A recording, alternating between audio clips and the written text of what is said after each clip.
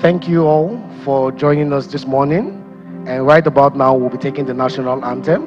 And with that, will be Victoria Ekanem and Insele Undumkuba. Thank you very much.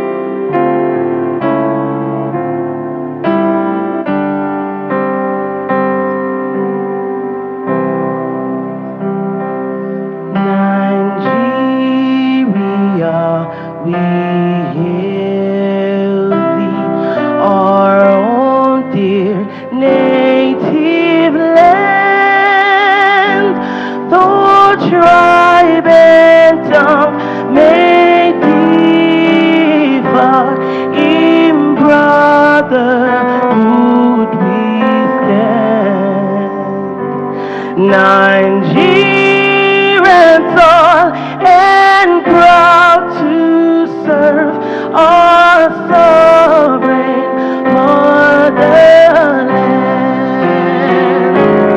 Our flag shall be a symbol that truth and justice reign. In peace or battle, honor and this we count as gain.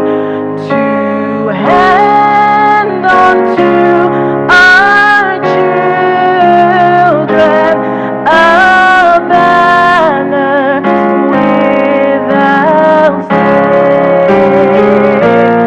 Oh God of all creation, grant this our one request. Help us to build a nation where no man is oppressed. And so with peace and plenty, Nigeria may be blessed. May be blessed.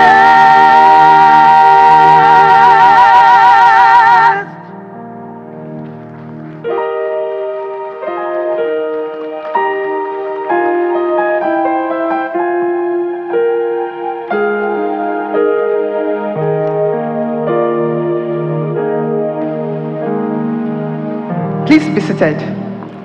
Once again, we would like to welcome you all to this event, to the Nigeria Economic Outlook 2025, organized by the CEO Group of the Covenant Community Group of the Covenant Nation and powered by the platform. My name is Oluseyi Oluyede, and together My name is Benjamin Ekwebelam. we will be anchoring this event. This morning, we'll be taking a deep dive into matters shaping the Nigerian economy. It is an honor to have such a distinguished audience here today. Our Gen Zs, the students, young entrepreneurs, business owners, CEOs, visionaries, policymakers, and innovators. We're very sure that we are all ready to shape the future of our country. Absolutely. Today isn't just another event, it's a convergence of insights, ideas, and inspiration. We are here to unpack trends, uncover opportunities, and explore solutions that will help us keep ahead of an ever-changing, evolving economic landscape. So fasten your seatbelt as we embark on this exciting journey into a world of economic possibilities. And on that note, we'd like to welcome the governor of the CEOs Group, Dr. Oluimoa Olusoya, to give an opening address.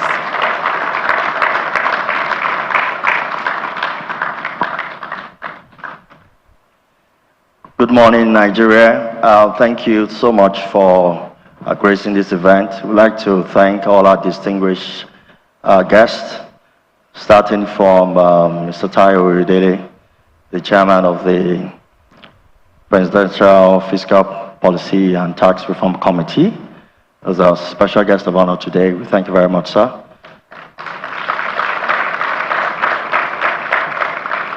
We'd also like to thank all our distinguished speakers that are here today, gracing this event that we'll be having today, looking at the Nigerian Economic Outlook 2025 and looking at opportunities in Nigeria and how to move forward as we shape our nation and as we go on with the reforms that have been started by the present-day government. A little bit about the CEOs Community Group. The CEOs Community Group is one of the many community groups that was founded by Pastor Pojo Imade in 2020. Pastor Pojo Imade started the first community group in the year 2020, and it has evolved into a community of so many professionals, so many like-minded people that are helping one another, shaping the discourse in this country in different fields and endeavor. And for the CEO Community Group, we are focused on peer-to-peer mentoring and building one another in all spheres of life, in all industries. And this program, this is the third edition of this program, and this program is powered by the platform in this third edition. We're trying to see what we can do with the vast opportunities that exist in the Nigerian economy, looking at all the reforms of the government, looking at what is possible despite all the challenges that we have. We know that a lot of possibilities exist, and this is what we'll be examining today in this discourse. So welcome once again to this 2025 Roundtable, the Nigerian Economic Outlook 2025. Thank you.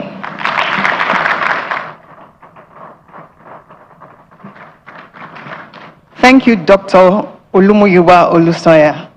Can we please give him a round of applause, our able governor. It's no gainsaying that everybody wants to see what Nigeria holds for us in 2025. And we believe that the country, with good policies, with good insights into what will be happening in the country, would all be able to take strategic decisions and put strategic things in place to ensure that all things work rightly.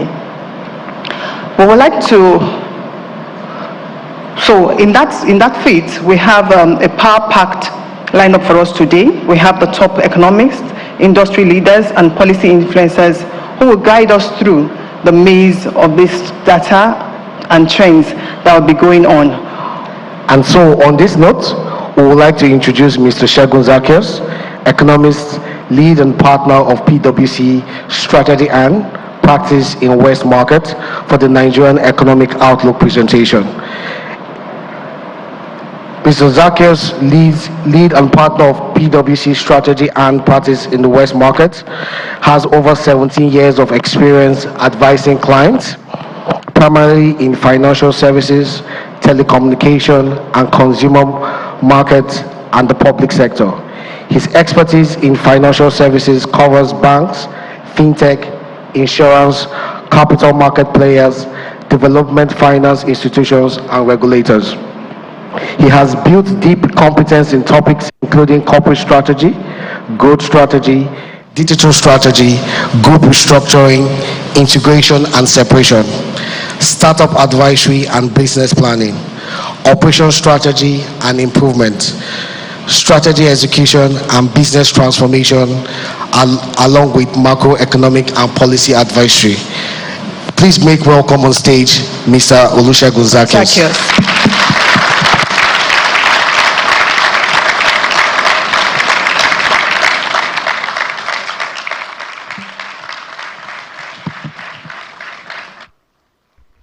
Good morning, everyone.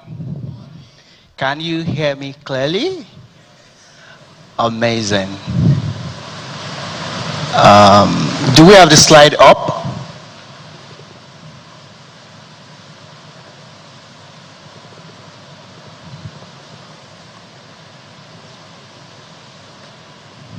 Can we have the slide up? Good morning. Thank you for the very generous introduction. I have a very nice work to do today, and let me start with this caveat. I do not come bearing bad news, so you can clap for me. I do not come bearing bad news. What I'm going to do over the next 30 minutes is to really reflect on what 2024 was. 2024 was a tough year for the Nigerian economy, but more importantly, I'll spend a bit of time to talk about 7 important issues that will shape the evolution of Nigeria in 2025. And I haven't talked about those issues. I will land with what people always ask: what's your outlook for 2025, right? And I'm sure when I'm landing at that point, we'll be, sort of sharing the conclusions together. But always more importantly for me, and as a strategist, it's not about what's going to happen in 2025. It's about how you respond to it as an individual, as a business, right? So I'll spend a bit of time talking about the potential responses, strategies you can take into consideration in 2025. So let's start. I've already talked about my outline. So 2024 was a year of significant reforms, but amazingly resilience, from Nigerians, right? And you can look at the dashboard of where the economic indicators are now. I'm not going to spend a bit of time on this. But if you move on quickly and sort of reflect on what happened in 2024, I think 2024, a really difficult year, muted economic growth, a year of what we call multiple shocks. There are 3 major shocks that happened to Nigerian economy in 2024. We had inflationary shock, right? Which for the first time, I'm sure for a lot of people in their generation, this is the first time of hearing inflation of 30-something%, right? That's one. Number 2, we had what we call exchange rate shock, right? Getting to a significant level of over 1,000, 1,007 to where we are right now. And I think the last part, for a lot of people that raised funds from bank, was significant interest rate shock, right? Premium interest cost was up to about 30%, right? These 3 things made 2024 what it was, a pretty difficult year from a business perspective. But we must not lose sight, and as we think about this, that it wasn't just all bad, right? For us, as we think about it, 2024 was a setup year for a lot of things that will happen in 2025. There are a couple of wins, right? A point around fiscal consolidation, which we all know, was dealt with, right? And that's a question around subsidies, right? From a fiscal, which is the government side, there were a couple of progress, right? Which we achieved. I think where we had achieved a lot more success was from what you call the monetary side, which is what the central bank controls, right? I think a lot of policies were put in place that is leading us in the right direction. Having talked about those successes in 2024, there are a couple of issues that we call outstanding issues, right? And if you look at Nigeria economic framework, you ask yourself the question, what are the issues that are still persistent? One is the significant debt that we have as an economy, which is also expected to increase in 2025. And I'm going to speak a bit about that. The second bit is around the stickiness of inflation, right? We ended last year with about over 34% inflation, right? And I'll speak a bit about the implication for you as an individual. There are other issues, including impacted consumer spending, right? But I think when you then ask yourself the question, what is still the vulnerabilities? And when I mean vulnerabilities, there are things that are a bit of long term that we have as an issue in Nigeria. And you all know the issue around infrastructure deficit that we have to deal with, right? But when we bring all together, now ask ourselves the question, what's the most fundamental problem we have to deal with in 2025? And that will be investors and market confidence. And I'm going to speak a bit about that as we go ahead. So let me leave the past, right, and come to 2025. And we ask ourselves the question, as you think about the outlook, what are the important factors you need to think about in 2025? We've sort of articulated 7 big issues that I'm going to show you on the next slide. And the things you need to think about as an individual, as a business owner, and as a career person, as you think about 2025. The first point is around the fiscal policy, which, when you say fiscal policy, it means what the government is doing. What we've seen is that from a government perspective, we've done quite a lot of work on revenue generation, and we've achieved quite a bit. And with the tax reform, thankfully Taiwo is here, was it going to achieve a lot more? So, but the question we must look at from government is that beyond revenue generation, what are the broader relevant policy that must be executed to drive economic growth within Nigeria, right? That's one. And we need to think carefully about that, because even if you ask the question around inflation, you realize that there's a significant role the fiscal authority needs to play to address inflation, right? And one of the things people have said when you talk about inflation is high interest rate may not be the only solution to address inflation. So which means the fiscal authority, we need to think about and talk about how they play a role in sort of shaping the economy beyond revenue generation. I'll speak a bit about that as we go ahead. The second point is what I call disciplined monetary policy, right? So let me explain this very simple. Economy is about production, right? What you produce. And opposite of production is that people buy what you produce. It's also about spending, right? And so at the end of the day, it's about production, spending, everything has to do with money, right? It's the basis for transaction. So when you hear the word monetary policy, it just talks about how money is controlled and managed within an economy. For example, you talk about the price of money. The price of money can be interest rates, right? The price of money in other currency is what? It's exchange rate, right? So when you hear the word monetary policy, it has to do with what the government is doing in managing the money in the economy, right? This is a very, very important part of the outlook of 2025. And the question we need to try and answer is that there are 3 big questions. How will foreign exchange evolve in 2025? Are we going to have better stability, right? And the second point is, how will inflation be addressed from a CBN perspective? And the third point is that how will interest rate be addressed? Let me spend a bit of time on this. So there's a fundamental question around exchange rate stability. And the way you look at it is to ask yourself the question, what are the factors that determine if an exchange rate is stable or not? And not the word I'm using. I'm not talking about exchange rate's price. I'm talking about exchange rate stability. And stability means you can, as a business, predict what the evolution of exchange rate price will be, right? And that's usually the policy function. And you ask yourself the question, so what are the things that determine the exchange rate policy? So there are 5 big factors, right? There's a factor you call price discovery, which means prior to the last 2-3 years, the question you ask yourself is that what determines what dollar is to naira? Have you ever thought about it? Did it used to be Aboki FS? Where you go to decide whatever you see, right? or what your malam tells you, right? But who told your malam what the price should be, right? So the process of discovering what the price of FX is a part of the problem we used to have. And I want you to listen to this. First factor was a major problem, but if you look at where we are now, that problem has been solved considerably. Do we agree? Right? And you can certainly know where to go to get FX price. So that's first factor on FX stability. The second factor you need to think about is what we call demand supply gaps, right? Prior to recent times, right, we hear manufacturers saying the central bank is owing us $7 billion, $10 billion, right, that they've not fulfilled. As at where we are today, all the significant amount of that backlog has been what? Has been cleared. Right? The third point around FX is the point around liquidity. And let me spend a bit of time on this. Liquidity is really the availability of FX within your economy.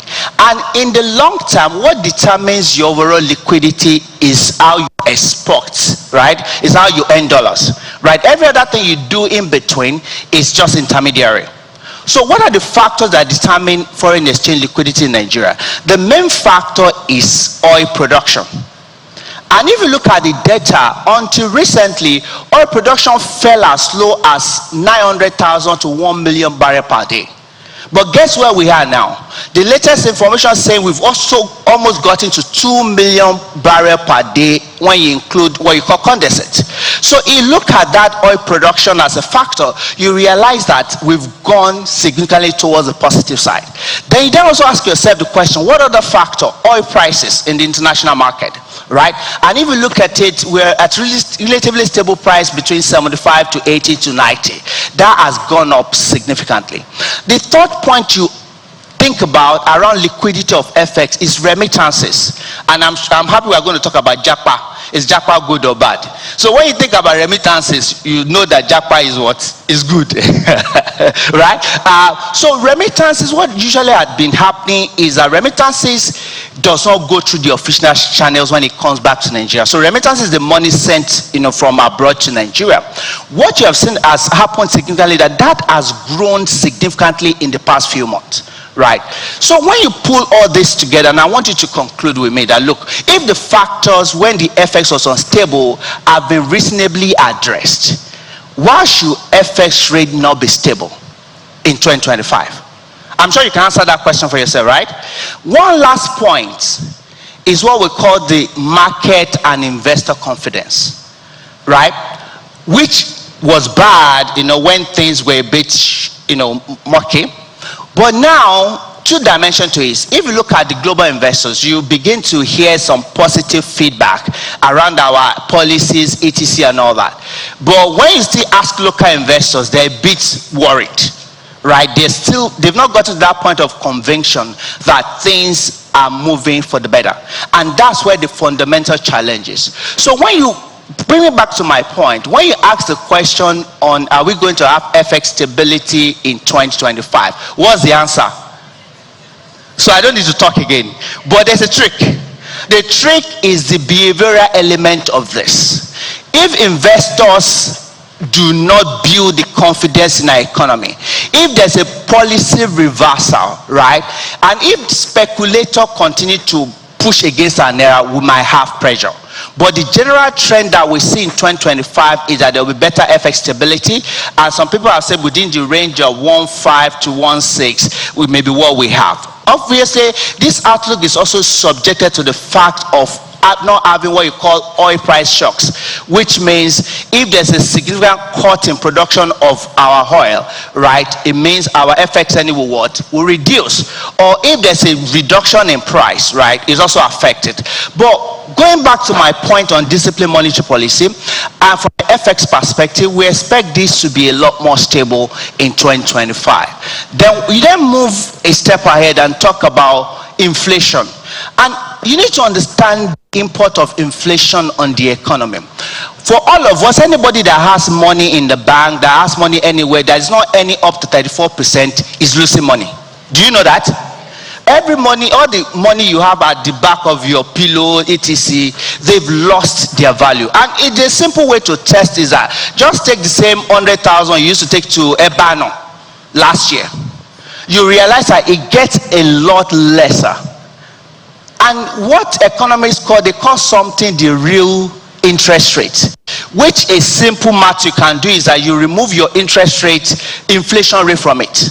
And if you look at what it is now, if you say inflation is at 34, the CBN rate is about 28.75, it means we are in like negative -6. So which means there's a negative real interest rate. So that's why inflation is really bad. So how will inflation evolve in 2025? So the same question you ask yourself, what are the factors that drives inflation? Right? Economists will say in the long run, inflation is a monetary phenomenon. What does that mean? It means inflation is driven by the amount of money supply within the economy. Right? The question we ask, how did we get here? There are several reasons. There's the angle of supply side, which has to do with production, right? If for example, the production of food, right? We know it has been hampered because of insecurity, etc. And when you look at the number of inflation, you realize that food has been a major driver. But the second part that people don't talk much about is also a monetary phenomenon, because in the past 3-4 years we had a lot of money liquidity in the economy that was not going for productive or production purposes, which is also sort of driving inflation direction. So when you look at that and ask what can be done, so what has been done so far? What the central bank has done so far is to increase interest rates, which means if you increase interest rate, right, what a rational investor would do is that interest rate is right in the bank, I'll take my money, instead of spending it, I'll go and keep it in the bank. It does sort of reduce the amount of money chasing the goods in the economy, right? Has that been effective? Yes, it has been. But the question they ask yourself, even if central bank keep chasing this, right, there are supply factors, or what you call the fiscal areas, that have to be dealt with, which has to do with production and a number of other things, right? So when you look at 2025 and you ask and look at those factors, will inflation be better? There are a couple of answers you can have. There's something called base effects. Let me explain it this way. If something cost 100,000 last year, right, and it's costing 120,000 this year, it has increased by what? 20%, right? Am I correct? If something now costs 120,000, right, and it's still increasing by that 20,000, you realize that the rate of increase slows. So because we've had high inflation last year, right, because of the measurements on an annual basis, inflation will naturally be lower this year, right? Do we agree with that? The second point is there's a conversation around rebasing the basket of inflation, right, which will also potentially affect this. Then if we then look at the element of imported inflation, which is also quite significant, once there's exchange rate stability, that impact will also reduce.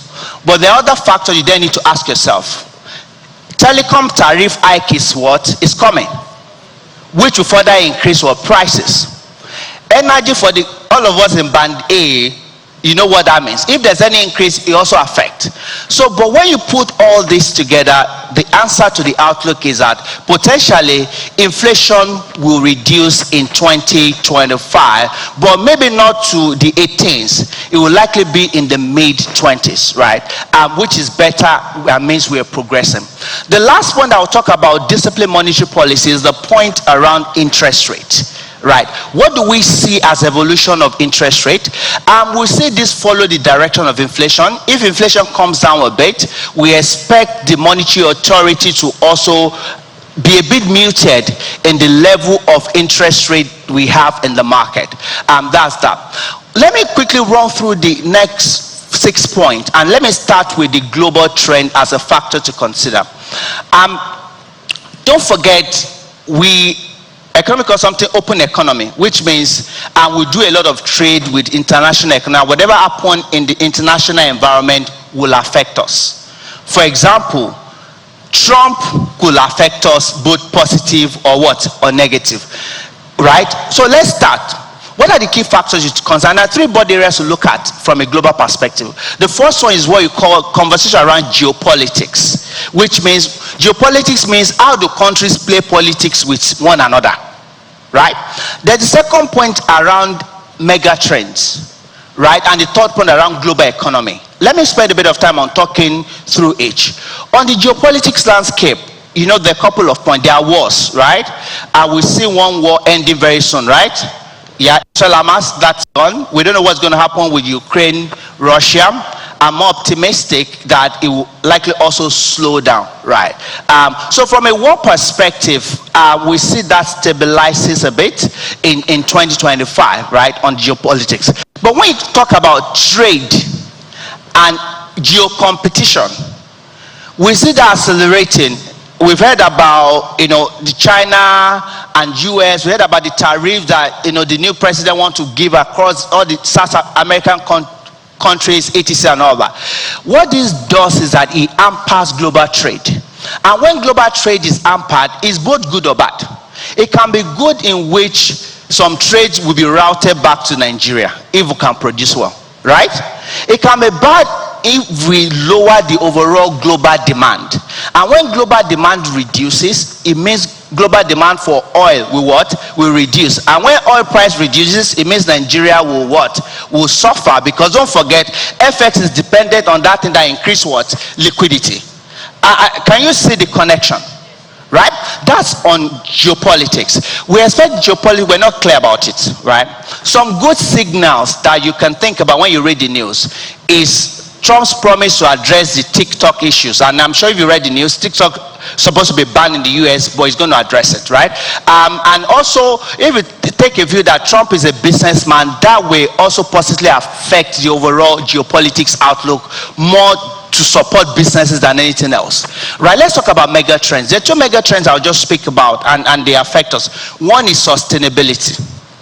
Sustainability is a critical element of, you know, global economy, you know, but what you begin to see is that there's a bit of slowdown and reversal. For example, the global banks have sort of promised to go the sustainable ways in their funding. All of them are what? Are making reversal that they're no longer doing that, right? But if you then look at the other side, is that there's still a lot of opportunity, a lot of green bonds, etc., that can form a source of funding for businesses within Nigeria. So how would that evolve? We see that a bit not growing as fast as we had thought. The second global, you know, factor to consider from a megatrend perspective is artificial intelligence, right? This will continue to be a factor both from a country to country perspective, and it will shape the evolution in 2025. The last part of the global is the demand, and you know, the forecast for the global economy from World Bank will say to grow by 2.7%. Morgan Stanley will say probably grow by 3%. The global economy will be okay in 2025, subject to any major shock from war, etc. and all that. And when you bring all this together, let's say, how does it affect us in 2025? Couple of points. Interest rate within the global economy will be lower than it used to be. What does that mean? It means our plan to borrow significant amount from global market will be at what? At lower cost, right? Which also helps the government, right? So let me move away from global and talk about two things very quickly. Security and stability, that we also need to continue to watch out for. There's been increased attacks now in the northeast, etc. and all that. This will potentially affect the outlook in 2025 and is a risk to watch out for. The one other important point is about consumer recovery, right? Consumer has been battered. In 2024, consumer expenditure, if you look at the GDP by expenditure, reduced by more than 30%, which means, and our disposable income has reduced dramatically. That's a pressure point. What could work in the right direction, right?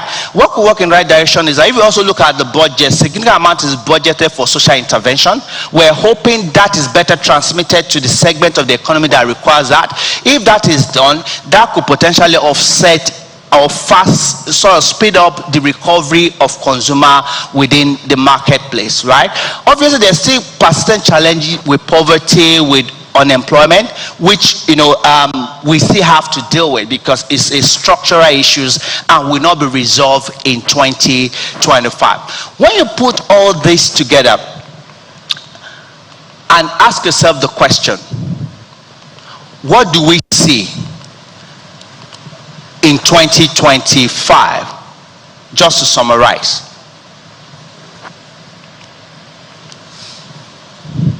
The economy will grow, right? We agree. It's just sometimes when the economy grows at a certain level, you cannot feel it in your pocket. So because the economic growth that we are seeing now is just like as population is growing, the economy is growing. So it means the GDP per capita may not increase significantly. So they typically say any growth that is less than 6%, for an economy like ours, is a low growth. Right? But the outlook we see is about 3.1 to 3.4%. Right? So from a normal perspective, that is good. But from an impact perspective, it may not be significant. Right? From a fiscal perspective, that's government now. We'll still continue to deal with fiscal deficit. Right? There's a planned borrowing within the budget. I'm thinking despite our revenue ambition, we will still borrow much more than what we have in there. Inflation will be tapered, as I said. It will be between 25 to 27%, except we have any exceptional shock. Exchange rate will be stable.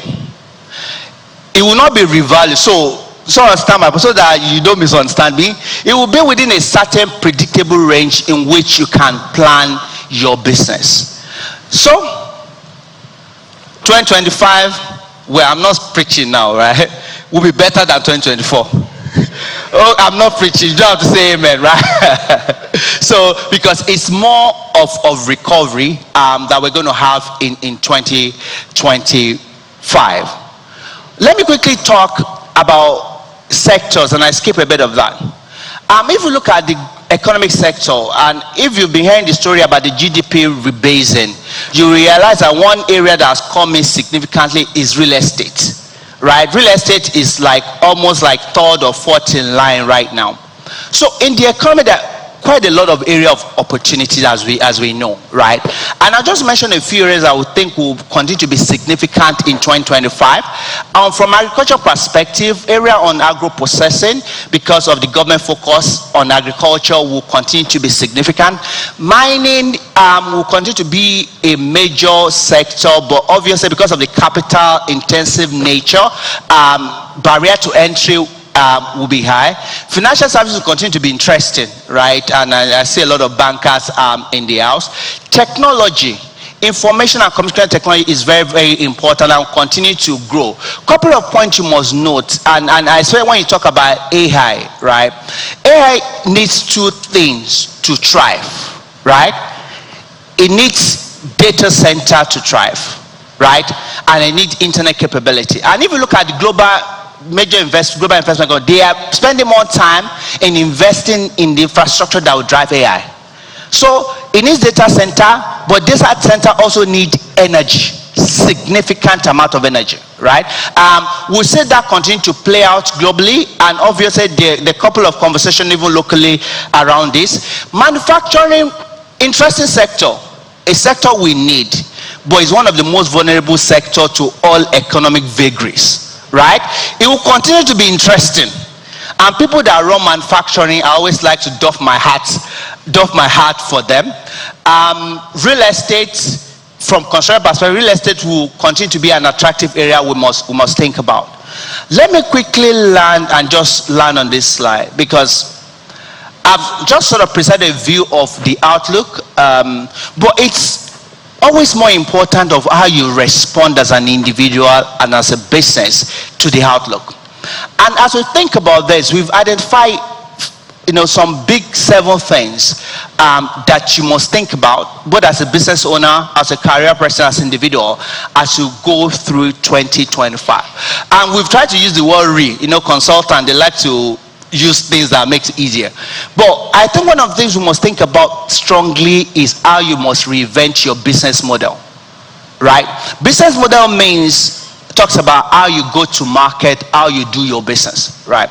Every time I see a lot of bikes, delivery guys on the road, I wonder, like 5 years ago, it wasn't like this. You can just live your life on the couch in this Nigeria or Lagos. Let's start with on the couch. Everything you need will come home to made with you. That really shows a business model. So as we go through 2025 for business owner, you need to ask yourself the question, how do I rethink the way I create value within the market? It's really very, very important. The second bit is your relationship with technology. If you are technology averse, can I see your hand? You better not be. I think one important thing I must leave with us here, and AI is not buzzword, it's not anything boss.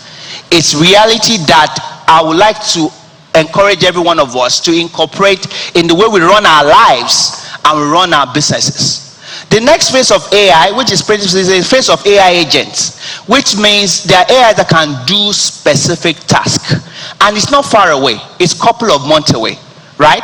And you must ask yourself the question, how do you incorporate this into your business or even into your life as an individual? So working with technology is really very, very important. The third point is around how you manage cost, right? And the way we think about it is that it's not just about cost, it's about asking yourself as an individual and as a business, what capabilities differentiates me? What capabilities make me win in the market? And once you identify those 3 or 5 capabilities, any other things you do, you must be able to cut costs from those things. Do you understand what I'm saying? I'm not saying you should just go and cut costs. You need to identify what differentiates you as a business, what differentiates as an individual. Any other thing outside those things must be areas that you cut costs. As I sort of wrap up, because my time is up, is obviously we must rethink talent for our businesses, and we're going to spend a bit of time talking about that, and also approach of how you raise fund within the market that's high interest rate, that has high interest rate.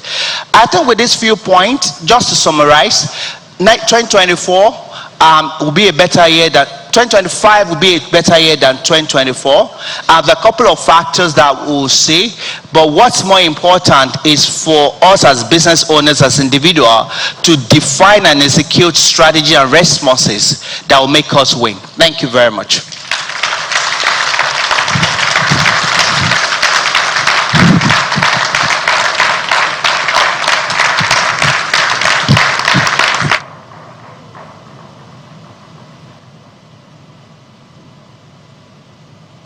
Another round of applause for our speaker.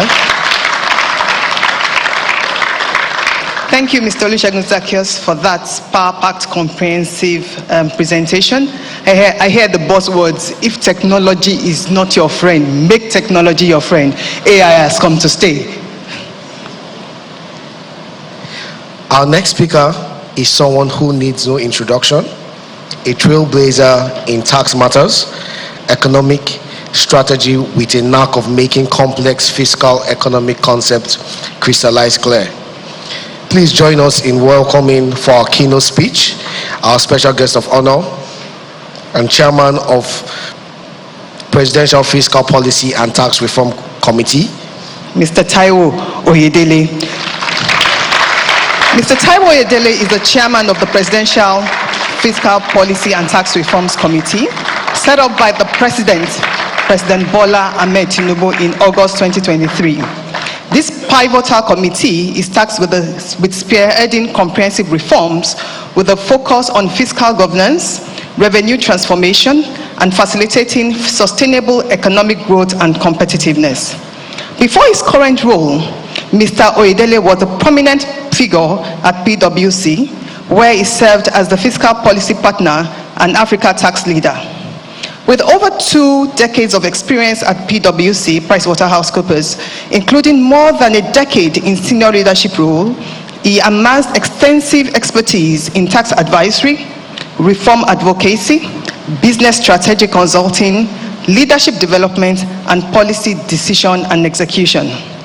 His other prominent positions held include thematic lead of the Fiscal Policy and Planning Commission, and chairman of the West Africa Debt Management Roundtable at the Nigerian Economic Summit Group, chairman of the Taxation and Fiscal Policy Faculty, board of the Institute of Chartered Accountants of Nigeria, member of the Nigerian Tax Standards board of the Chartered Institute of Taxation of Nigeria, and member of the Ministerial Committee on the Design and Implementation of Nigeria's National Tax Policy. Mr. Oyedele, he is an author, keynote speaker, mentor, and a respected commentator on finance, business, and economic issues. He's a fellow of the Nigerian Leadership Initiative, former member of the Global Tax Forum and Council of the Association of Chartered Certified Accountants.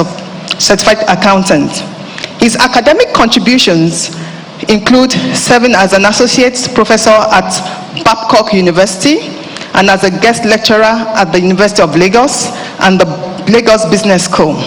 He's an alumnus of the London School of Economics and Political Science, Yale University, Harvard Kennedy School of Executive Education, and Mr. Oyedele also served as an examiner and contributed to the development of curricula of leading professional bodies. In addition to this, his professional and academic achievements, Mr. Oyedele is dedicated to social impact as the founder and president of the Impact Africa Foundation. His visionary leadership and commitment to excellence continues to inspire transformative change across social, fiscal, and economic landscapes. Can we please give another round of applause to Mr. Taiwo Oyedele?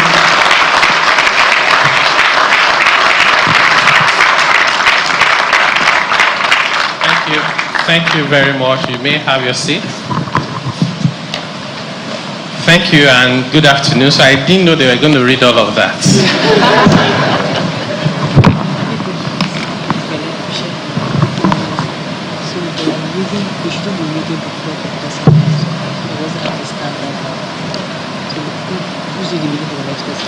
Okay, so in the limited time that I have, which I think is about 30 minutes, I have a lot to share with you. So I'll go straight into it and I'll keep it simple. But I'm going to challenge many of us on some of the things we've held on to for so long. So please let me apologize in advance if you find yourself struggling to agree with some of the things I'll be saying. You can process them later. I have decided that I will title my presentation, May Nigeria Work for Me. Yes. You will get the context as we go along. I've structured my presentation into 5, and my brother did a very good job, so made my job extremely easy. So the 5 parts that I'm going to be speaking to, it's about Nigeria, and by extension, it's about you. The first part is what was. In other words, where we were. Then we move on and talk about what is, which is where we are now. We move on to number 3, which is what could have been. In other words, where we were heading if we did nothing differently. Economists will call it counterfactual outcome, but we're going to keep it simple. We're not using those, economist terminologies. Number 4 is going to be what to expect. In other words, where we are going, what is possible, and the outlook. We will conclude by looking at what it means for you. You see, all the 5 are what, right? What it means for you means, where do you come in? What do you need to do? The way I see it. So let's start. What was? Our Nigeria was a country where we were living on window dress realities. If you look back to about 2 years ago, Naira exchange rates, depending on who you ask, was 460, was 750, or anything in between. But was that really the exchange rate? If you wanted to buy petrol it was under 200 naira. Was it really under 200 naira? The same thing, there wasn't band A at the time. Electricity was whatever it was, but was that the true price? And there's nothing wrong, absolutely nothing wrong, if a country can afford to sell petrol for 200 naira. There's really nothing wrong with that. Everything is wrong if you cannot afford it. I'm a parent, right? I should send my kids to school. There's no conversation needed about that. If I can afford a school of 50 million naira per term, fantastic. If I cannot, they will do only first term. And the entire family will be bankrupt. They won't be able to complete their education. Maybe I should look for a school of 200,000 naira per term. Use prayer to support it. After all, many of us, we didn't go to Harvard. Those Harvard that they read was adult education. So Nigeria looked artificially better than it really was. And then we had this sense of our economy is not great, but it's also not too bad. But because we're not facing our realities, we thought that our economy was the largest in Africa. Our GDP was around $450 billion. You know, some people said, this Tinubu came within 2 years, Nigeria economy became number 4, number 5. He did not lose half of it. That value was lost. We just didn't recognize it. We didn't calculate it.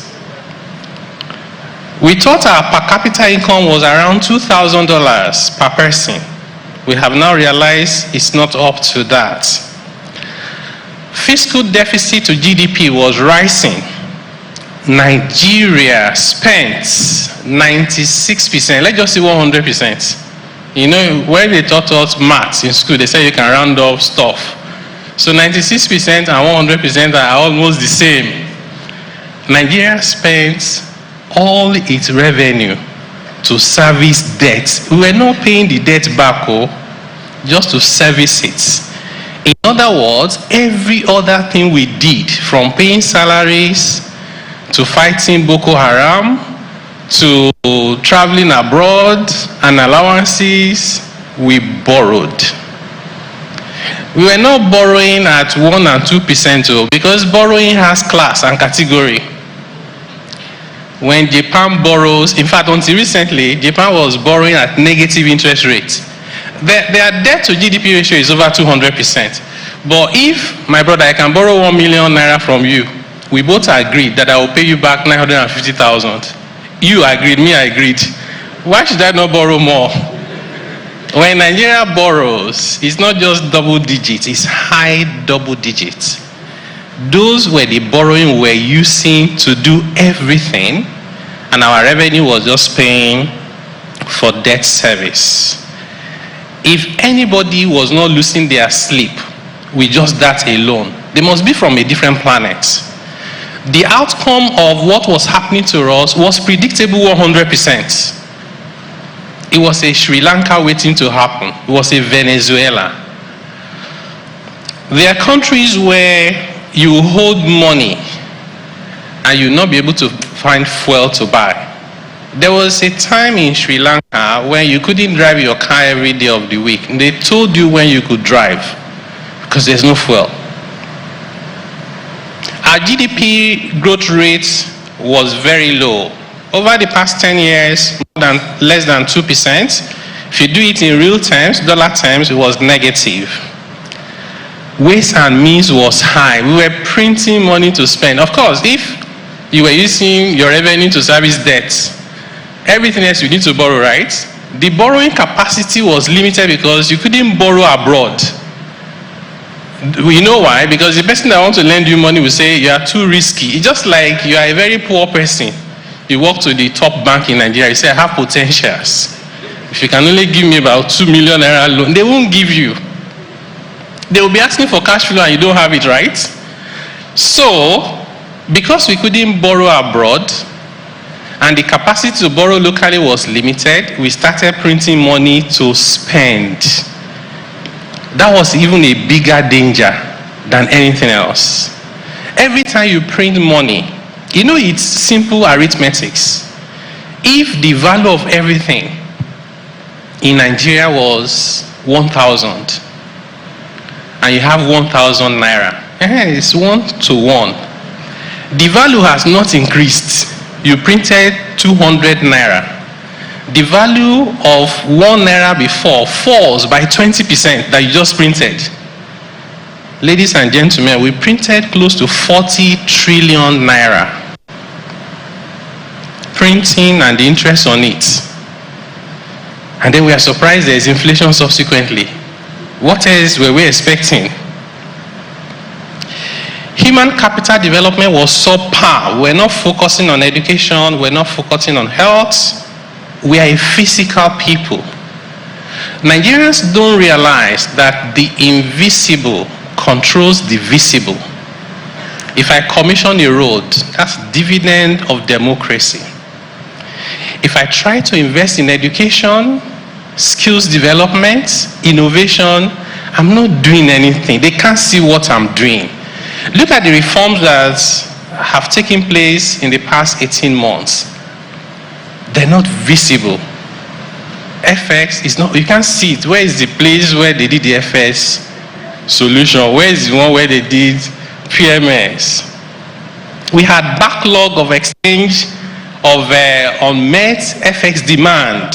Even some airlines stopped flying to Nigeria. Nigeria became #1 in the world for the highest level of indebtedness to airlines. In the whole world, it was Nigeria. Poverty was rising very, very fast.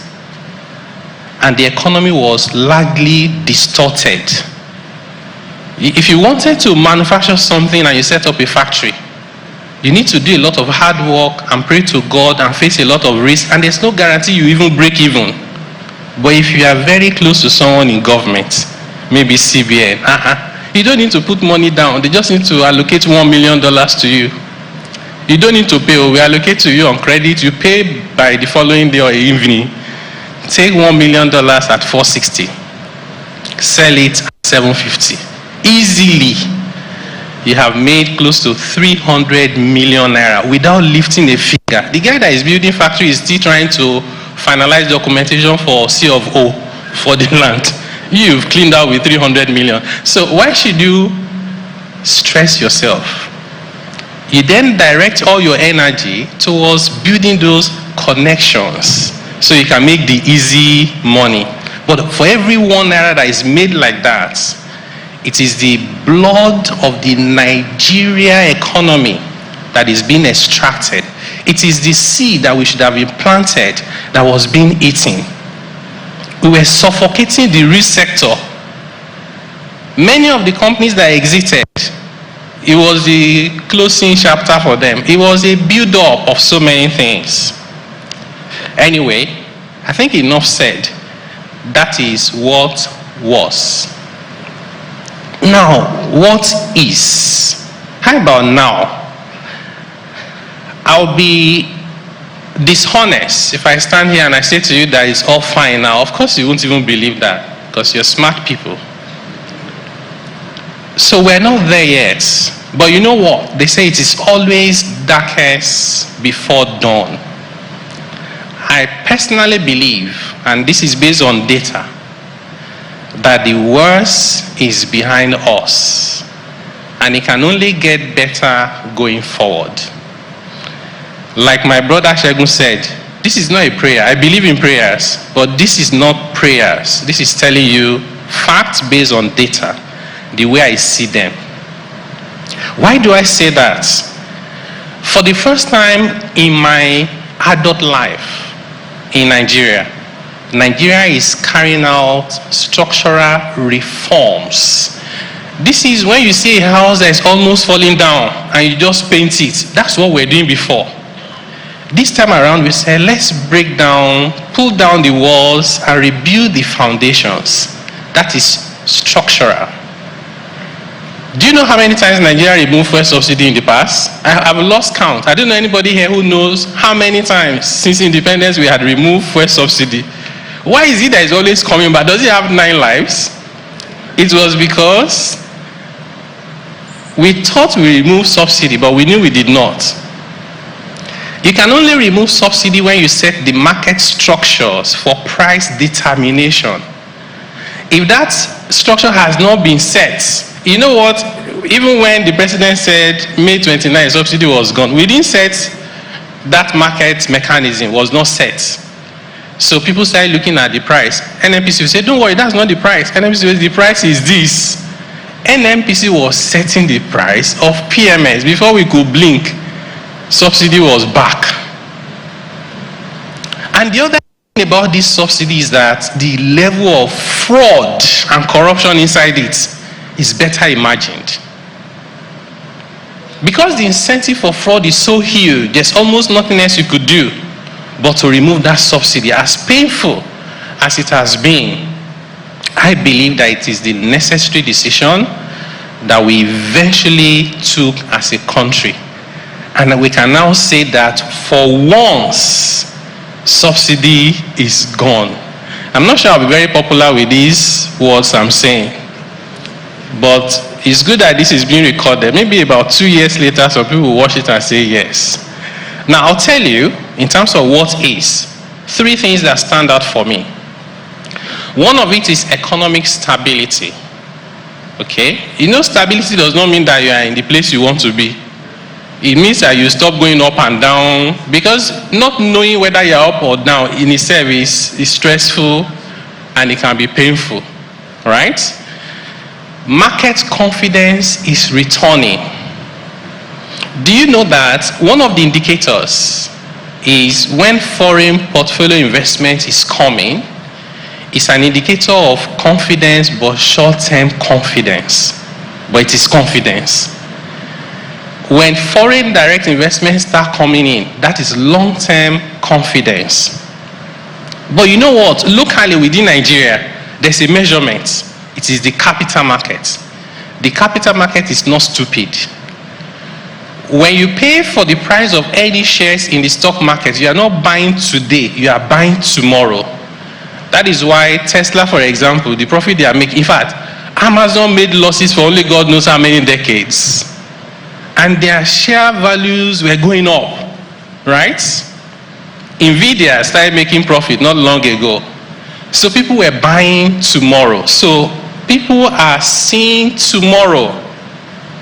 And that is why for the past 2 years, our capital market has done well, and it can do even better. Let me give you another important data. Our fuel consumption, just PMS, was said to be around 70 million liters a day. That's what they told us. We had no other means of verifying whether it is true or not, right? NMDPRA says for truck out, as you carry it and you leave, their own count was around 66 million liters a day. But you know what? It is now down to around 40 or even less. You know that difference we have saved is equivalent to at least $20 million per day. I'm not saying that is government revenue. I'm saying that is the demand pressure on FX that has disappeared. $20 million every day has disappeared in terms of what we needed to find, or the opportunity cost of the crude oil would have sold. Just imagine pressure of $20 million every day coming back. Right? And do you know that, in my own estimation, 90% of our economic problems, as we can see them, are tied to FX. So people think it's fuel subsidy removal. No, it is not. The fuel subsidy removal is very marginal impact. I looked at the exchange rate of South Africa 10 years ago, the exchange rate of Kenya 10 years ago, and the exchange rate of our dear country Nigeria 10 years ago. I looked at their imports to GDP, exports to GDP, and the nets for the past 10 years. Guess what? Nigeria was not doing worse than South Africa or Kenya. And if Nigerian Naira had maintained the same level of stability as Kenya shillings or South African rand, do you know that Naira today will be about 260 Naira to the dollar?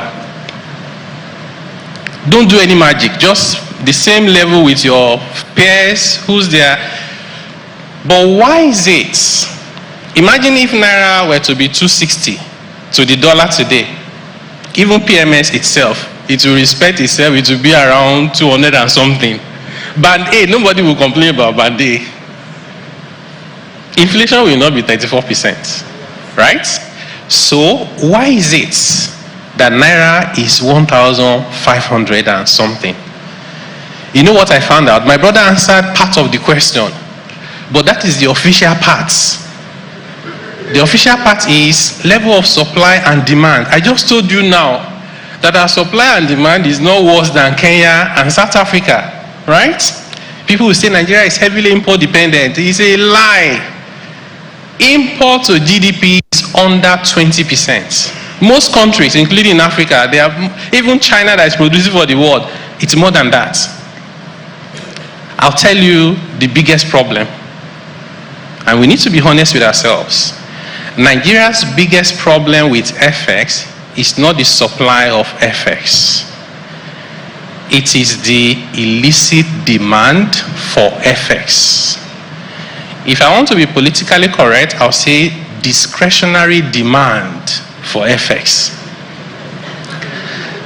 This discretionary demand is both in the public sector and in the private sector. I'll tell you, in the public sector, there are people who control our resources, and they feel it's first and foremost their own money.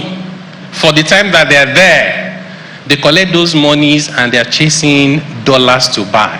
Even the central bank said, when they release FAC, we just watch this exchange rate. It seems to just misbehave during that period. 1 million here, 2 million here. And that is still going on, right? So that is not, we don't need that dollar, but we are buying it.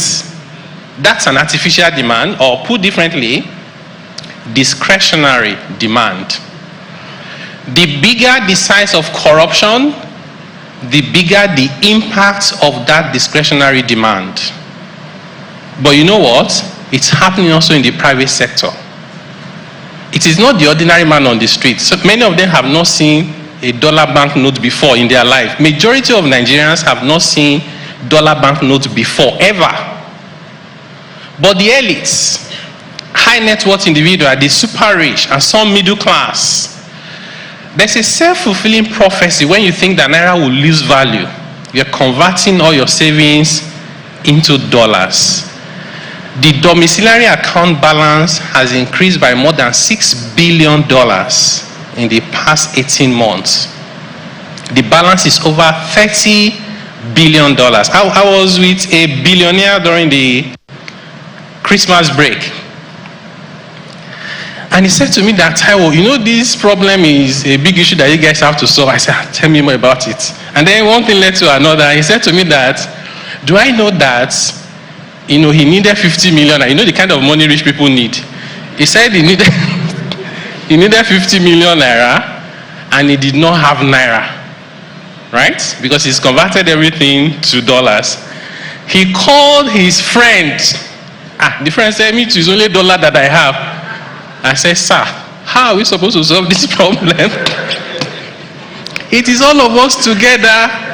The public sector have their own part of this blame, and so is the private sector. Imagine that we just take off that demand from the market. Then Naira can be at the level of South Africa and Kenya. Because those are the things that those people do differently than us. You go to South Africa and you want to pay for a hotel, you bring dollar, they will send you to go and find rand. They don't collect dollars from you.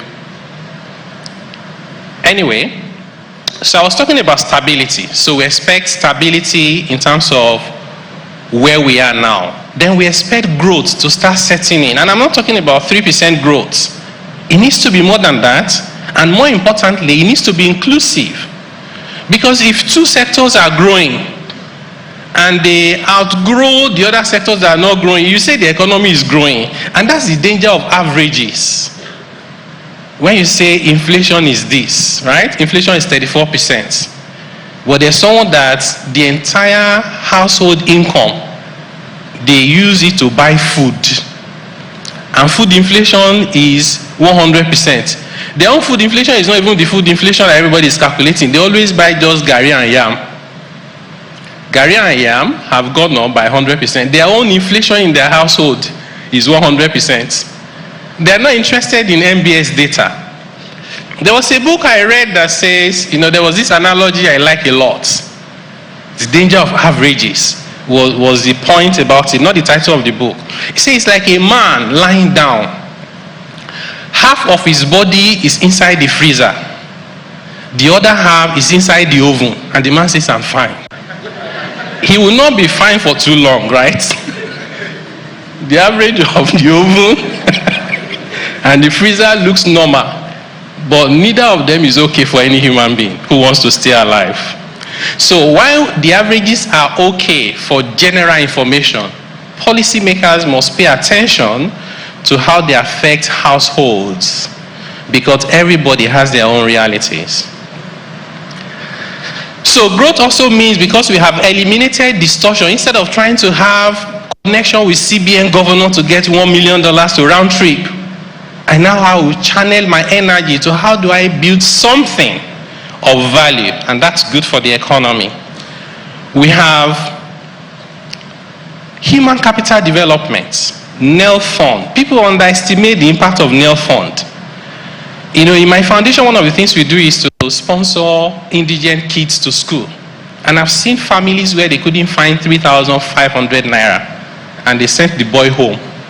The scholarship we gave was 5,000 naira. The woman came from the home, knelt down and broke down in tears. 5,000 naira. They just lost the dad, the parent, the father of the kid. 2 weeks before then, the boy was sent. It was at 5,000 naira. Grace. There are lots of people that should be in university today. Their parents can't afford anything. If you can get a loan that is interest-free, you go to school. You know what is even more interesting? You get a stipend to spend. So there is hope for tomorrow. And you don't have to pay back until you start working.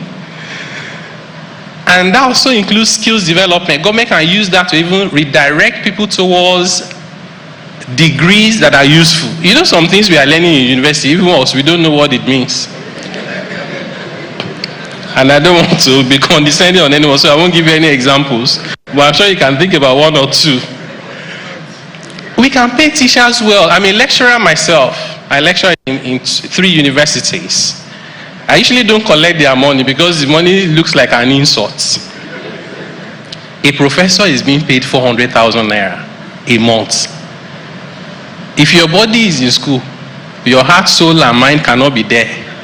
How do you survive as a professor with 400,000 naira a month? I have been in a class before outside Nigeria for an executive course, and the professor said to me, I earn $800,000. I just opened my mouth. I didn't know that I was opening the mouth like that. $800,000 a year, professor. And this professor does not even work 8 hours a day. Even if that professor does not like education, education will like him. So what we have now is not going to work. If you can't attract the right lecturers, your education cannot develop. It doesn't matter how well-meaning you think you are. It's a give and take. You cannot give what you don't have. We think this will help with that. There's consumer credits. The reason why some people still eat, why do I have to work for 35 years to save money to build a house in the village? So by the time I finish building the house, I'm very close to answering God's call. Whereas in most countries, from day one, I can live in that house and pay for 35 years, right? So consumer credit. You can also direct that towards local economic development. I can say that I'll give you a loan if you are buying a car that is made in Nigeria, consumer credit. Instead of banning import, I won't ban imports. I will just encourage you to buy local stuff. So let me move on to number 3. What could have been? Many people compare wrong data. They say they should just have left us where we were. You know, inside the Bible there was something like that as well, right? So, if we didn't do anything differently, ladies and gentlemen, we'll be very, very close now to an economic meltdown. And I think that the first indication of that would be that you hold 10,000 naira and you will not find 1 liter of fuel to buy. The NMPC had finished using all Nigeria's entitlements. That means your equity crude, profit oil. They also start taking tax oil. Not only their own tax, the tax of other companies in the sector. They use all of that to do subsidy. It was not enough anymore. They say, how about the production we have not produced? Yeah? They start using future production to subsidize current subsidy consumption. Just imagine that for a moment, what that even means. When you keep using the future production, right, it will get to a point there's no future production again. That is when you hold 10,000 naira, you will not find 1 liter of petrol to buy. When it gets to that point, you will not have an orderly manner to reform the economy. And people don't know that the middle class are lucky. You know, when people say that, these are people, they are not aware, they vote for the wrong person, they are blaming the wrong people. That's their capacity. Those people are not the ones to hold government to account because they do not know what the right thing should be. The middle class are the ones to hold government to account. When those people below middle class want to hold government to account, the government they see is not the people in National Assembly or their governor. Anybody that is doing better than them is part of them.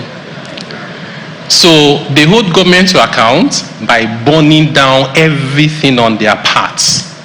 That's not what we want. So what could have been is that if we didn't do that, we'll get to a point where you will not find any dollars to buy. For so long, NMPC was not remitting anything. You will not find dollars to buy for anything, whether you are importing inputs or assets or equipment or even food. Inflation will be hyperinflation. In Tanzania, and I think I brought the money. In Tanzania, not Tanzania, Zimbabwe, apologies. Zimbabwe perfected the art of printing money to spend. And the answer was very obvious. So this currency you see in my hand, this is 100 trillion Zimbabwe dollars. I'll repeat, 100 trillion Zimbabwe dollars. That's not the end of the story. It is that this money, as at that time, could barely buy a loaf of bread. So I got this from my partner friend who was in Zimbabwe. At the time, we had an event in Cape Town. So I usually like to ask people about what's happening in their country. So the guy said to me, I said, how is your inflation? How are you coping? He said, they are not coping. And it was being real. He said, we are not coping. I said, how? He said, if you enter public transport, you know, when you are getting into the bus, they'll say how much, they'll tell you the amount. Hold your 200 naira. In Zimbabwe, they were not telling you the amount because it was a waste of everybody's time.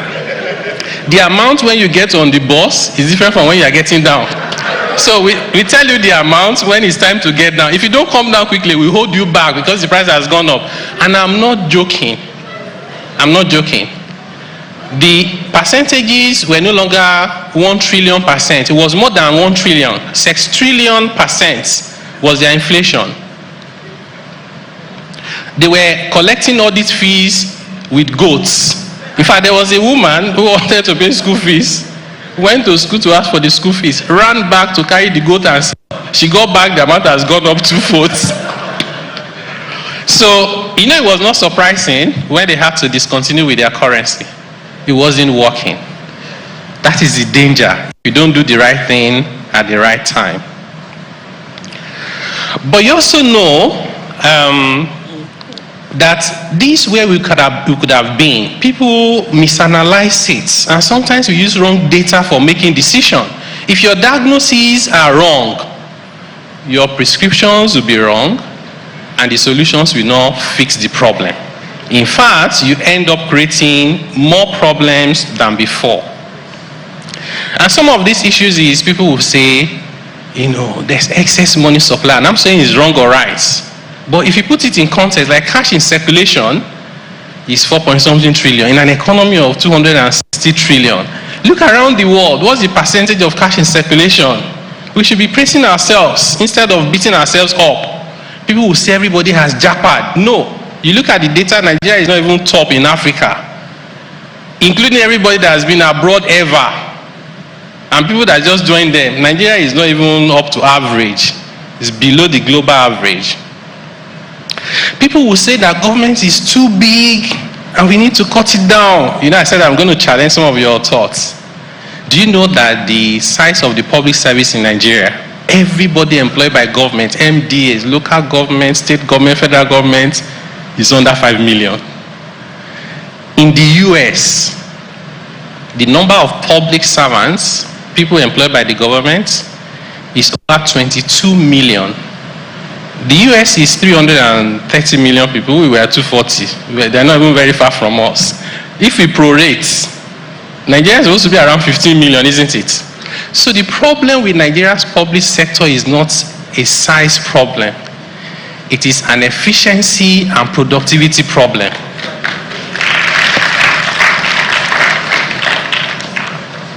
So why don't we focus on that which is important to the outcomes we want? And then there's also sometimes, the data we use wrongly as common, as harmless, as saying that Ghana is next door neighbor. It's not next door neighbor. There are two countries between Nigeria and Ghana. Somebody will wake up and say there are women are more than men in Nigeria. That's why they can't find men to marry. The data says we are equal, 50. Yeah. So I suppose the point I'm saying here is, in terms of what could have been, you must take data, turn it to insights, and be humble to not jump into conclusions so that you get the right comparison. Okay. There is the thing about people who say the states are over-dependent on FAC. In fact, they call it federal allocation. It is not federal allocation. It is federation allocation. The federal government is very dependent on FAC as well. And some people will say that IMF and the World Bank are the people asking us to, in fact, they say Nigeria devalued the Naira. They say, why did we devalue the Naira? And I say, okay, so Nigeria did not devalue the Naira. Nigeria removed the subsidy on FX. If you didn't remove that subsidy, what option did you have? They say National Assembly people, this is one of the, most talked about. National Assembly people are collecting too much money, 20-something million. They pay lecturers, 100,000 professors. They pay minimum wage, only 70,000. These are wicked people. If you say that narrative, people will clap for you. But guess what? It's the wrong narrative. I'll tell you what it is. First and foremost, Nigeria should get to a point where you pay your top public officials about what you pay top private sector officials. The work I'm doing for government now, I say don't pay me because the amount they're going to pay me is an insult, just like the university one. But I could do that because I can afford to take care of myself.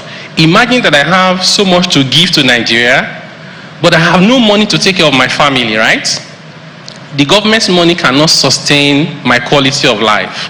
So I have two options, either not to serve in government or to steal, right? Because I need to survive. I'm not justifying stealing, by the way, don't get me wrong.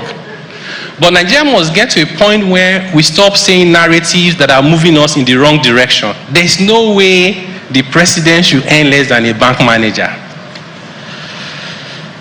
Those amounts that the lawmakers are collecting, constituency money and all of that, all of it, they just combine it together, But we had a session with lawmakers, and one senator said to me that, do I know that the average, the least amount that any senator spent to come to the National Assembly was 500 million naira. The least. They have to do this to get nomination. I won't tell you all the details of where they spend the money, right? Now, 500 million naira. So if you get elected, you have to recoup 500 million naira. That's stage one. Nobody invests money just to break even. You need a premium. It could have been, some of it is bank money at 30%. When you now finish that, you want to come back, right? Coming back will not be 500 million. These things increase every election cycle. So you have to estimate that coming back will require about 1 billion. You must find the 1 billion. So when you say, why are they not collecting minimum wage? The math is not adding up. What we need to fix as a country is, why is it that you have to spend that much to serve? That is where the problem is. Even for the ordinary Nigerian, you go there and tell them the story of what you want to do. They are telling you that you have to fix this road, you have to pay this school fees. While we were having that session, the senator showed me his message, SMS. There were already 5 demands. It was not even half day. Okay, let me move on. So let me say this last one before I move on actually. They talk about real interest rate, and my brother mentioned it. And real interest rates is a good point to make, except that it is not complete. I will divide all of us into 3 groups. There are the big guys. They invest in fixed income investments. Bond, bills, commercial papers, put 100 million there and just collecting your returns, right? If the returns they get is less than inflation, they'll say their real return is negative. Are we together? And that is correct. But there are other 2 categories of people. The next set of people are the people who are not the big guys. Their money is not enough to buy treasury bills. You can't go to treasury bills with 1,500 naira. The money is for deposits inside the bank. Do you know how much they get? The amount they get is single digits. As they are raising interest rates, the gap between how much they get for their savings and inflation widens. While we are closing the negative real returns for the big guys, we're expanding it for the general people. The 3rd category are the people in the real sector who are doing business.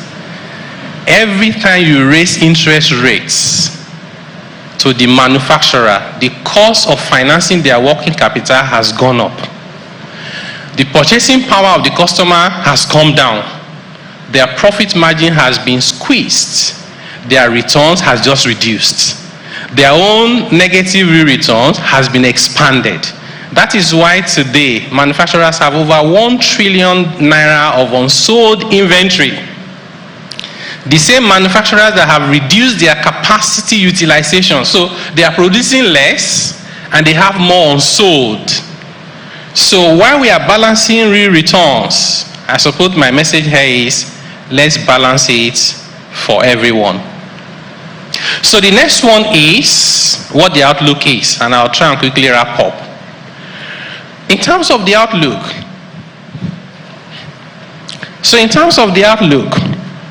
we expect that the worst is behind us and things will turn for the better. We are turning the corner. Whether it's inflation you look at, my view is that if the prices of goods and services in 2025 remain at the level of 2024, inflation is 0%. That's what it means. So why are we expecting that inflation in 2025 will rise over 2024 by more than 15-16%? Why do we think that is not possible? And the reason why it's important, inflation expectation can become your reality. If you expect that inflation will be very high, it will be very high. Because every time you sell one thing, you add a little bit to it, because when you are replacing it, you don't want to be out of money. So, and then outputs would increase from agri, from industries. We have seen oil and gas is getting better. We expect that monetary policy rates would begin to moderate. We expect that the exchange rate will be stable and maybe even appreciate, if you look at all these numbers and data I've given to you. And then, of course, I need to talk about the tax reforms. Part of the expectation is we expect the tax reforms to be approved, particularly the tax reform bills, in 2025. Our expectation is before the end of Q1, and therefore we can give notice to taxpayers to prepare themselves, build capacity, and begin to implement around 1st of July. Those reforms are transformational. They keep me excited. The reason why I have the energy to keep going is because of the possibilities I see in those reforms, which haven't been done since independence. Structurally, those reforms will help Nigeria. They will reduce the pressure even on the monetary policy authorities.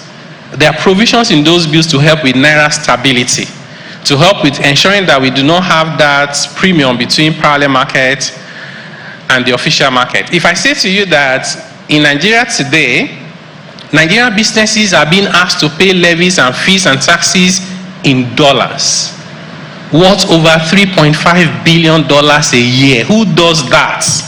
You send your people to the forex market to go and be looking for dollars to pay the government.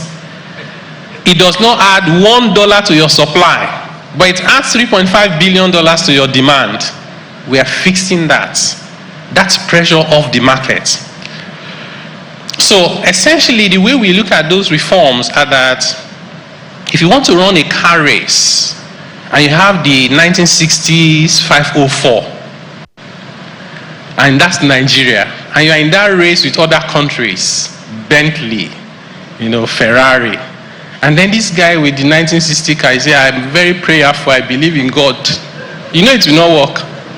Because faith without work is not going to work, right? You need to get a new car. The tax system that we have now cannot take us forward. It's holding us back. That's why we need to fix it. So I'll conclude with, what does it mean for you? Number one, please look for the opportunities. Reduce the negativity. Nigerians are one of the set of people on earth where they amplify what is not working and play down on what is working. Have you heard many times, may Nigeria not happen to you? Yes. On the average, there's a mass shooting in a school in the US every school day. On the average, every school day. Have you heard anybody say, may America not happen to you? What we have done, or what we are doing, is we've turned the negativity that we see around and placed it on our country. There's nothing wrong with Nigeria, right? Maybe there are things wrong with people ruling Nigeria. You have to separate the two. If you wish your country bad and you turn it to negativity, it won't work for you. So, for me, I believe that we should work on those things that make people say, may Nigeria not happen to you. But while we are working at it, why don't we turn it to, may Nigeria work for me?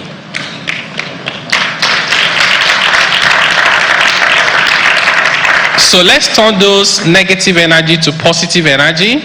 Usually you will see what you find and what you are looking for. You're unlikely to win by following the crowd because there are just too many people with different objectives. Number two, you need to do in terms of what does it mean for you? You need to be diligent and you should act on time. Being diligent means you have to get the knowledge that you need. With the reforms we're doing around tax, I recognize much bigger how the problem is for Nigerians to read. We've taken bills that are about 400 pages, and I'll do something on social media and it's half a page, and I'll receive a lot of complaint that this thing, can't you do infographics? Can't you make it more user-friendly? I say, you cannot read half a page of something that will affect your life. Half a page, people have not read. So that is why a lot of the complaint you see about the bills, I wasn't taking it personal. I know they have not read the bills. So being diligent would include how you decide on investments. It will impact on how you organize yourself, right? It will impact on the decisions you make and how you make those decisions. And you must use data correctly. Don't just go with the flow. Because we've said it 1 million. If we say that Ghana is next door and we say it every day, it doesn't change the fact that Ghana is not next door. There are two countries in between. So make sure you look for the right data, read and think for yourself. It's very important. And the last one is to focus on what you can control. You can't control what the price of PMS will be now if you drive to the station as we speak. You can't control the price of diesel. But do you know what you can control? How you react to it. In my house, we used to on the AC everywhere. You know, then band A came. Then diesel price went up. You know what we now invented? Now, if I'm in the house, only my AC can be on. Everybody must come to my room. We suddenly realized it was helping us to bond better. If you want the AC, come to daddy's room. We use one AC. All of us are still okay. Before it was 7 ACs working at the same time. So focus on the things you can control. Some of them are as simple as this is my AC example. Some of them are more dramatic and impactful in terms of the decisions that you make. You know, Trump is doing his stuff. We can't control that. Trump woke up on Tuesday, a few days ago, and said that on day 1, which is just 2 days to come, 20th, right? Trump says, why is it that we have internal revenue service and we don't have external revenue service? I have never heard that before in my life. Trump wants to set up an external revenue service for the US to tax the rest of the world. He's not joking, you know, but we don't know how he's going to implement it. Whatever he does with that would affect international trade. It will affect Nigeria. But can we stop Trump? No. Should we keep lamenting? No. We should say, if Trump set up external revenue service and impose taxes on the things that we do with the US, how should we respond? And don't do that when the thing is already here. It has been reactive. You need to be proactive. Policymakers must change their mindsets from physical stuff to thinking about long-term and system thinking. Things are connected. They are never isolated. We must build the capacity to deliver the outcomes we want. China is adding electricity, right? Electricity capacity in 1 month than the entire capacity that Nigeria has. Did they produce Chinese from heaven and drop them on earth? No. They're human beings as well. They build the capacity to deliver. And I must drop this one. Multiple taxation is harmful to growth. And overregulation kills development. And if you're looking for the example, look at Europe and look at the US. Europe is very good with regulation, but they overdo it. They've succeeded in killing innovation in Europe. Somebody says America innovates, Europe regulates, and China replicates and enhances. So I close by saying, may Nigeria not happen to you, rather may Nigeria work for you, and may Nigeria win. Thank you very much.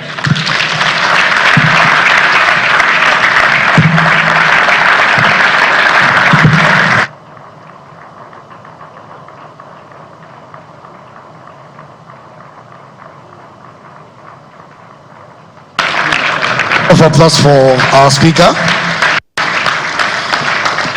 You may be seated, please. That was an insightful session, and I I trust you took a lot of insight from it. I took a lot as well. Take data and turn them to insights. I took that one. Look for opportunities and reduce negativity. And that was such an insightful session. Another round of applause for our speaker. We are live on our channels, and we are joined by our online viewers, and we trust that this is the Covenant Community Group's Economic Outlook 2025. Another round of applause for yourselves. We'll be going into a panel session, and this is going to be questions and answers from our first speaker and our second speaker. I'm sure you have a lot of questions for them, and this is an opportunity to ask those questions. A QR code will be displayed on the screen, so you can ask your questions from there. I'll be bringing up the board chair of the Covenant Community Groups to anchor this panel session. Her profile, I'll read her profile and then I'll bring her up. Her name is Olayinka Oyetunji, CFA Financial Consultant, a seasoned financial professional, a passionate mentor, and a dedicated leader. A charter holder of CFA Institute, chartered accountant and chartered stockbroker, bringing over 15 years expertise in corporate finance and advisory.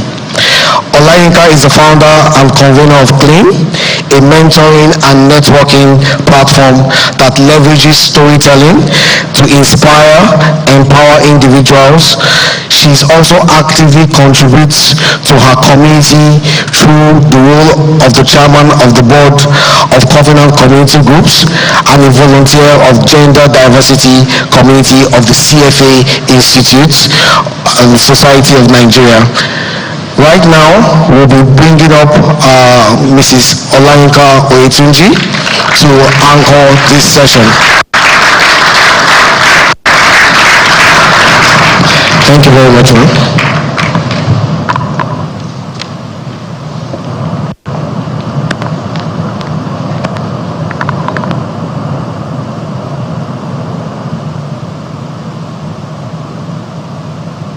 Good morning, everyone. Can you hear me now? I can hear myself as well. Thank you to our speakers for the excellent presentation. It's good to know that it's not all bad news. We have made progress in the last 1 year. This is time for us to have a panel session, and here we get the opportunity to ask our panelists the questions that brought in our minds, especially based on the things that they presented so far. So I'm going to be inviting the first person, Mr. Taiwo Oyedele, the Chairman, Presidential Fiscal Policy and Tax Reform Committee. Please give him a round of applause as he joins me on the podium.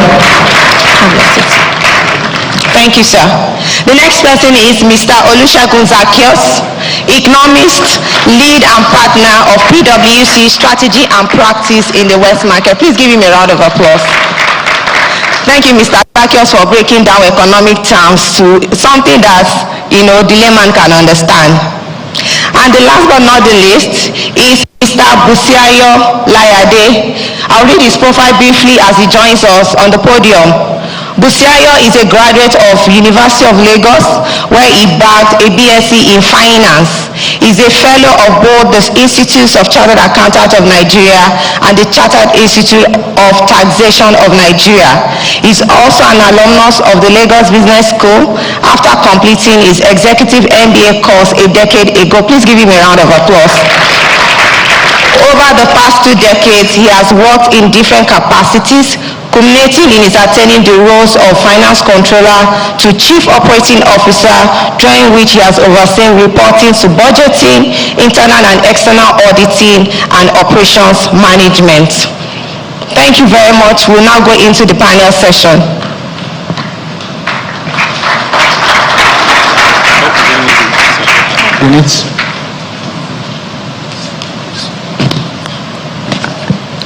It's my pleasure to moderate this session, and I believe this is an opportunity for us to unpack some of the things that you've discussed during your presentation.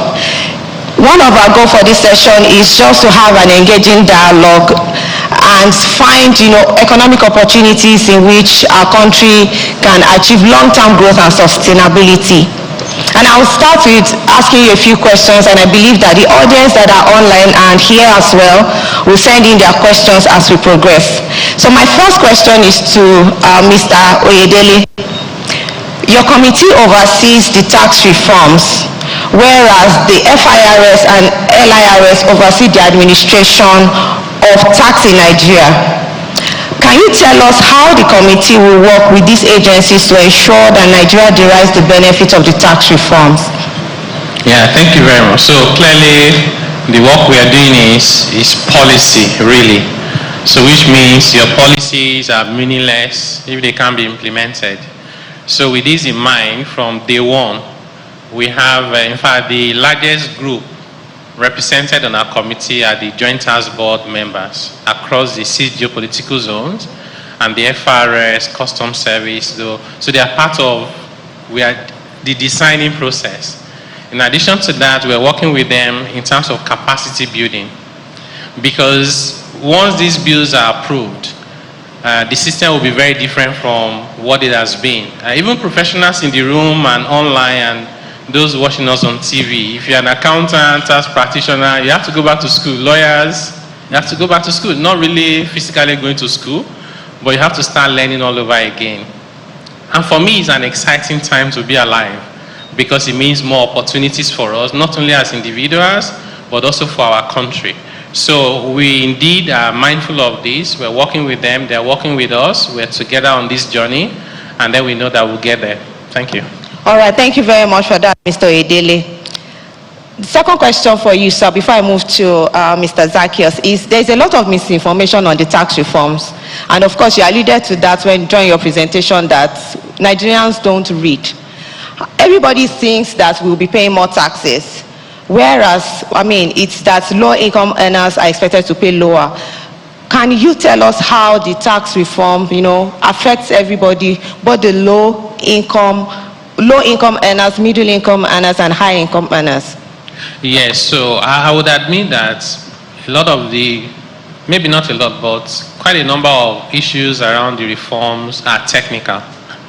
So even when people read, you don't expect that they will understand, because those are just technical issues. And every discipline has their technical issues.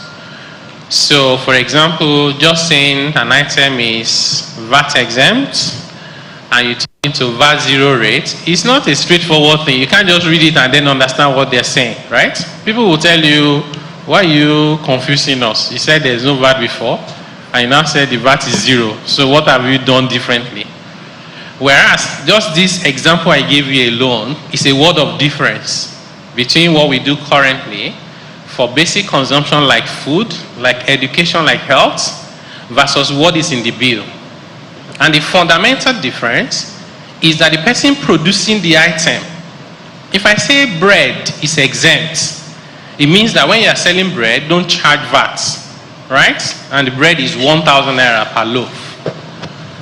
But that person that is selling the bread has a bakery. They had to buy energy. They had to buy oil. They bought sugar. They bought flour. They bought so many things leading to that bread that you are eating. In fact, they have to pack it. There is packaging, there's transportation to go and deliver it. A lot of those inputs have VAT. When bread is exempt, it means that that person they should carry their cross of VAT and not come to government. But whatever you do to business will do to the consumers. So that cost of VAT that I cannot recover, I'll spread it over the cost of bread. Right? In costing, there's something we call absorption. I won't go into accounting details. Now, if I say to that person that bread is no longer exempt but is zero rated, it means that when you are selling bread, add VAT at 0%. But it doesn't end there. Any VAT that you have paid yourself, whether on an asset, whether on services, you will claim it back. Suddenly, my cost comes down significantly as the person making the bread, right? If I'm very greedy, I will not pass the savings to you. But the market has a way of correcting that, because bread making will become super profitable. Other people say, maybe I should start making bread. And then there'll be too much bread to sell, and then the price will come down. So we are not we encourage people to read, and when they don't understand, we expect them to ask questions, and we think that's how to address misinformation. There is positive provisions for individuals, low-income earners fully exempt, middle income, lower PAYE, they'll have to pay, and sadly, some of us in this room will pay a little bit more, just a little bit more, if you're a high-income earner, so that we can balance the books. Small businesses exempted from CIT, from VAT, from withholding tax, up to 50 million naira threshold. And that's the majority of businesses in Nigeria. The same way that low-income earners and middle-income earners are the vast majority of Nigerian workers, more than 90%. So if in this our reform you are paying a little bit more, we apologize. But also remember that you are in the top 10%. And over time, as the economy grows, everybody will benefit. Thank you. Thank you very much. Sir, before you drop your mic, please, you can give him a round of applause if you want to. Thank you. Before you drop your mic, governors have now endorsed the revised VAT sharing formula and the tax reform bill to progress for further legislative process. What are the potential effects of the tax bill on the economy, and what sectors are we likely to see impact in the short and medium terms? Yes, so we are grateful to the governors for the meeting point where we're able to get to. We all know that in reforms anywhere in the world is not just about what is technically correct. Yeah. You also need to consider other things, including political considerations. And so once the governors proposed their formula for sharing the VAT revenue, we had no objections to that. Because at the end of the day, if you need to move, 1 kilometer, you don't have to move all of that at once. You can't even jump 1 kilometer at once. Maybe sometimes you need to just move gradually. You take a breather, you reflect, you have more data, then you move again. So it's progress. All sectors will be positively impacted, particularly agriculture, manufacturing, as well as industry generally. We also have a provision in those tax bills where we call them priority sectors. And there's a priority sector incentive, power generation, innovation. So I'll say, even if you're not going to look at everything in that bill, go and find that section where we have those sectors. It's a pointer to you about where government wants to redirect the incentive regime. And therefore, if you can find somewhere there to play, your chances of succeeding is higher than in any regular place. But overall, actually, every sector will benefit, some more than the others. All right, thank you very much. That's exciting news. Please, a round of applause for the progress that has been made on the tax reform bill. Mr. Zacchaeus, over to you, please. In March 2024, the CBN announced an increase in capital requirement for banks operating in Nigeria across different licenses. When the announcement was made, the general perception was that the domestic economy was not deep enough to generate such capital. However, less than 1 year down the line, the financial institutions have raised 2 trillion naira. Do we underestimate the depth of investable capital available in Nigeria, or is there a debt or investable projects? What do you think? Thank you very much for the question. I think let me start from the analogy of tiles, right? There are a segment of the economy that invests in all different type of instruments, right? And you give an example of the amount of USD that we have even within the Nigerian banking system. I think the problem we have with Nigeria is a problem of investors' confidence. And I'll give you a simple example. For quite a number of us here, I'm sure 70-80% have a USD account. Am I correct? So it's not depth of capital to that point. There is significant amount of capital within the system, either in USD or invested outside Nigeria. And when there's an opportunity, right, those capital will come. And I think there's also the point around the people that owns this bank, and you quite know a number of them. They're what I will call billionaires, and it's easy to mobilize capital. But bringing it back to the context of investment, I think what drives an investor's investment is the attractiveness and your confidence in the business environment. While I believe that domestic capital, domestic savings that can drive economic growth, it's also very important that we understand that we need foreign investment to fund future growth within Nigeria. So in summary, the investment, the capital in Nigeria is really having the confidence, not necessarily finding investable projects, having the confidence, which I think is also getting better, and we'll see a lot of more investment unlocked in the months and years to come. Yeah. All right, thank you very much. Thank you. So please, I'll take this second question because it's related to, this thing that you've talked about, confidence. There is an independent research that is going around, and it shows that the economics of the dirty December of 2024, that there were about 550,000 inbound passengers, 1.2 million tourists, whilst hotels and other recreational centers were fully booked. This tourism opportunity needs an ecosystem of transportation, hospitality, accommodation, security, and so on. How do you think Nigeria can create this business opportunity in a way that it creates value for both the tourists and Nigerians, and we are able to develop more value from it? Thanks. That's an excellent question. We're in church and talking about dirty December. So let's make it neat December, right? But I think, especially this last year, this really reflected the amount of potential that we have in tourism and services and what we can really get out of this. I remember a couple of months ago, I was on a panel with the Minister of Tourism, and the crux of this matter goes back to how you provide three things. One is enabling environment. One is the right set of policies that will guide all the activities related to what we call this neat December. And it's also fundamental to the development of every economy or every state, right?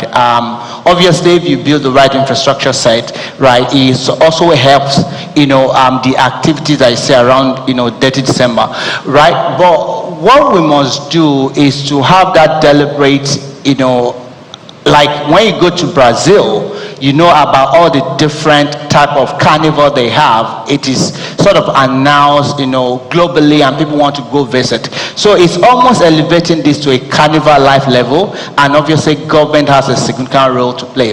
I think for me, the other point, someone was making an argument on why real estate remains a very profitable investment, and that is, tying back to the dirty December. I think for us as individuals, begin to look for those opportunities, because when I heard a friend came and told me that they had to get Airbnb, they were paying in pounds, right? So you also create a supply side opportunity, for private investor to sort of dig into those opportunity areas. Yeah. All right, thank you very much. Mr. Layade, from your point of view and based on what we've heard from Mr. Zacchaeus and Mr. Oyedele, what do you think are the three things that could keep a CEO awake in 2025?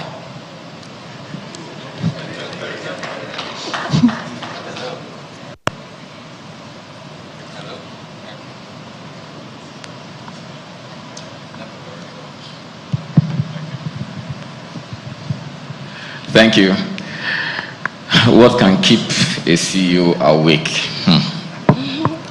Okay, so it's been positive news. I mean, I'm glad that we didn't start off with all doom and gloom and the presentations that had already come up. So, but that said, any CEO in this 2025, especially coming from what had happened in 2024, the first thing you need to look at is ensure that you keep your market share. I would worry about losing any business opportunity right now. Any CEO that is serious about 2025 should also be looking towards not just retaining your current market share, but also ensuring that you even find a new market share. That's it, because if you lose your revenue, we're already saying people are losing interest. Yes, in some instances, people are gaining interest or gaining confidence in Nigeria. So make sure that you are still the number one person they would seek after to buy your products. The second thing I would talk about, or I would also think a CEO should worry about, is the sub thing for this outlook is the Japa syndrome.